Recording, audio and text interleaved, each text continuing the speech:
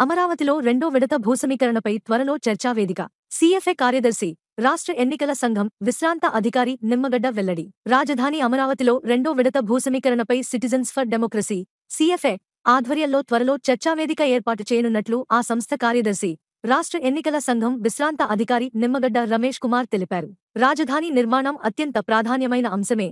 ఇందులో రెండో అభిప్రాయానికి తావులేదు. అయితే రెండో విడత భూసమీకరణపై భిన్నాభిప్రాయాలు వ్యక్తమవుతున్నాయి. సీఎఫ్ఏ తరపున దీనిపై చర్చావేదిక పెట్టాలని భావిస్తున్నాం. ఇదే విషయాన్ని పురపాలక శాఖ మంత్రి నారాయణ దృష్టికి కూడా తీసుకెళ్లాం అని ఆయన బుధవారం ఒక ప్రకటనలో వివరించారు. గతంలో పెద్దెత్తున సమీకరించిన భూమి ప్రభుత్వం వద్ద అందుబాటులో ఉండగా ఏ అవసరాలకు మళ్లీ భూసమీకరణ అవసరమనే అంశంపై సమగ్ర సమాచారం, వివరణ కొరవడింది.